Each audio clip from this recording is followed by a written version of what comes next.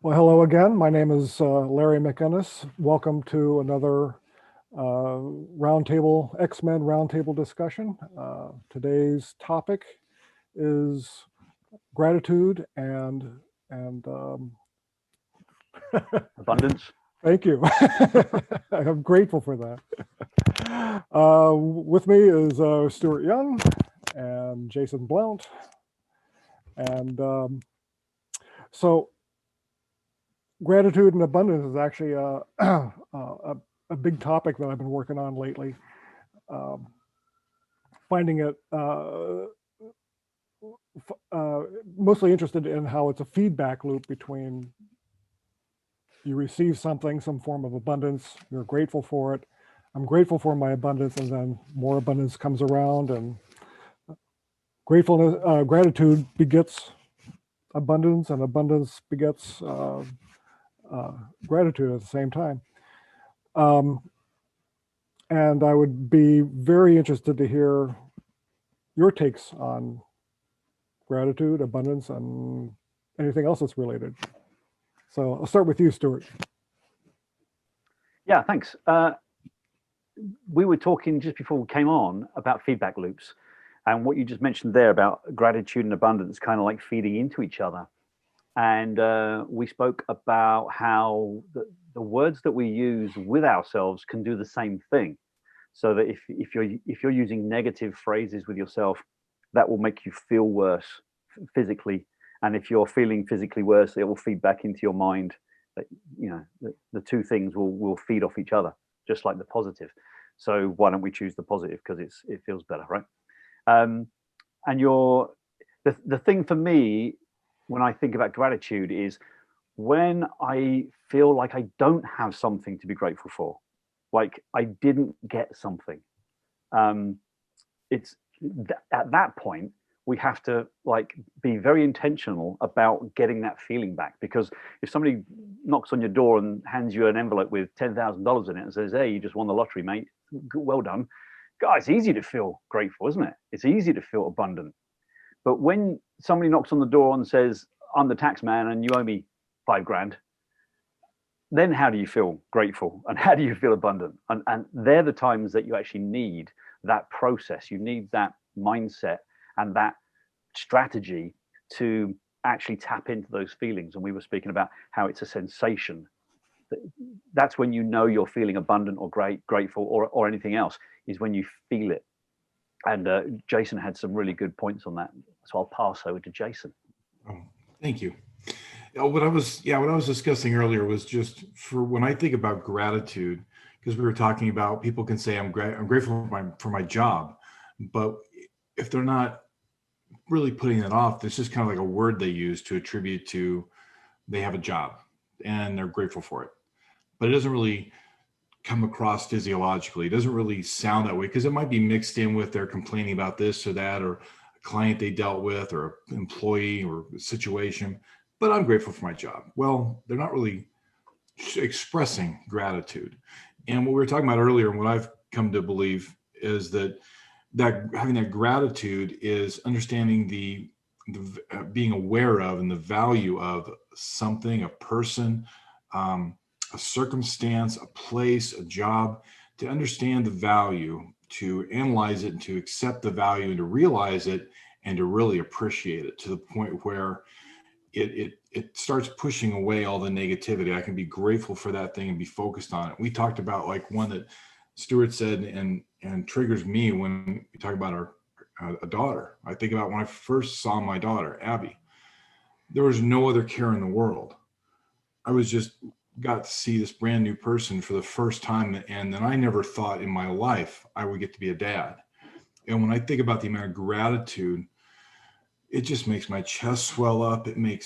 There's no other worries going on. It makes my eyes well up and it puts a smile on my face so I can still take myself back to that moment and appreciate this brand new and all that goes with that, just the emotions come with it and the ease that comes in my body, thinking, I can't believe you're here. And have that appreciation where you can go in a relationship like with you guys and go, I'm so thankful to be here getting to talk about these things and share these things. or a job or a, you know, a relationship with our spouse or our family, to we just go, I'm just so grateful to what you bring to my life. I'm so grateful for my health, considering all I've been through, to take stock in and to appreciate to the point where you can really kind of settle into the appreciation of it, and let it, and the words that flow are that resonate with the emotion, and translate how it comes across in the body. When somebody's all tied up, so I'm really grateful for my relationship with you, Stuart. Doesn't really, Exactly. It doesn't feel right, does it? doesn't really match. But when we say, man, Stuart, I'm so glad I got to see you today. And Larry, it's fantastic to talk with you. I mean, where the physiology, it should transpire into the physiology for true gratitude, because it should be an appreciation, because it's centered in love, right? Where we love something and we desire it and we appreciate it. And so the physiology should, and the words should reflect that. If there's not, then there's probably some static in the way, or there's something that's not in alignment with how somebody's speaking or thinking of it.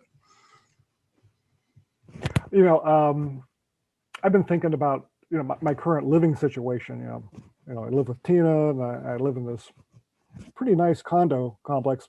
We've got some issues going on, but nevertheless, you know, and I live in a great city, and I am so, I swear, I wake up, it sounds cliche, but I wake up every morning really grateful that I live in such a great relationship, house, city. And, you know, let's see, Tina will be back in about 3 hours, and I'll be grateful for when she comes back. So it's really a wonderful way to live. It's, you know, it's simply put. It's really good for my mental health. Well, that's a great point, isn't it, right there? And that's the reason why we're even talking about this. This feeling of gratitude and abundance and all the other positive things is because when you tap into them, when you have the ability to tap into them, despite what's going on in your life, it actually makes you feel better, and it actually makes your physical body better. So you'll have less ailments. You'll have a better immune system. You'll have better thoughts about all sorts of other things, because it's our thoughts that are creating the feelings and that feedback loop we spoke about earlier. And I think the strategy, the number one strategy, like Jason mentioned, for me is when I'm not feeling it and I want to feel it, I think about my daughter. I think about her and her life and memories of us together playing, climbing trees, me playing with little dollies, because that's what she wanted to play with that day. You know, I'm a grown man playing with dollies and, you know, whatever it was, right? But those memories just tap me straight back into it. And from that base, that kind of baseline of sensation of being grateful and appreciating, that's a great word, Jason, appreciation. I can then tap into all sorts of other things. It's like, what am I taking for granted right now? What I'm feeling this feeling. I want to get back to gratitude and this feeling of abundance, because like you, Larry, I live in a good place. And what do I need to think about that I'm taking for granted so I can appreciate it? I got water. I can turn a tap on and get water, right? Half the people in the world cannot do that. I know it's a crazy thing to say. Oh, it's so it's like cliche. Oh gosh, yeah. No, but wow, I can turn the tap on and water comes out that I can drink, and it's drinkable. Yeah. And it's not going to kill me. So yeah, I think the strategy is like the important thing for people to hear when they're not feeling these feelings, so that they can find a way to feeling. And just very briefly, we talked about context, and in our conversation before, Jason, you were speaking about 9/11. And as a firefighter, you went there and you felt all that appreciation towards you from everybody. There was this incredible union that happened, this connectedness of the people that were there. Everybody became a New Yorker. We were in London and we were like, we're New Yorkers today, you know?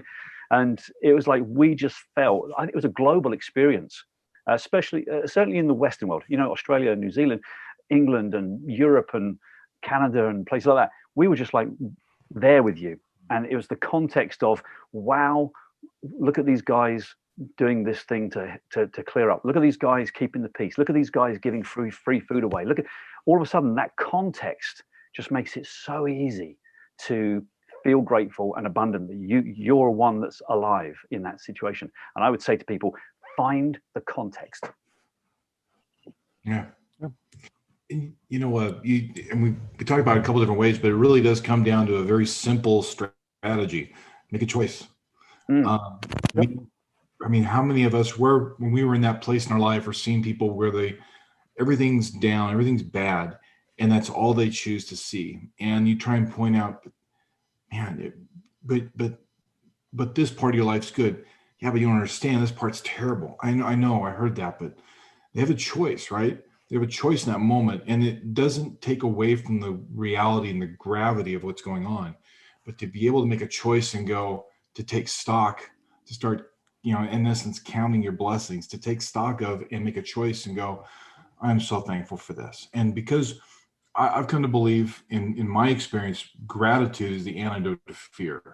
Mm-hmm. If I've got this big thing going on in my life and I'm fearful of the next day, I'm not paying my rent, I'm fearful of an interaction, a conversation with my ex. If I think about things I'm grateful for, it takes away my fear of what's going to go on, because I know I'm grateful for these things. It reminds me, I didn't even think I'd have these things in my life, but this happened, so I do have these things, and it gives me hope that it's going to happen again. If I'm just focused on what I'm grateful for, it eases me, it frees my mind up. I'm not so locked up around the negative, and then I can approach that problem with a better mindset than just kind of, feeling like I've just got to dive into it and take whatever scrapes and cuts I get from it. I can look at it and go, I'm grateful knowing there's been the past where I didn't think I'd get through something and I did.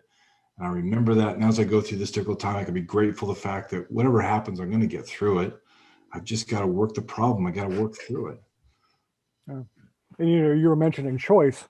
It's a very binary choice. You're either grateful or you're not.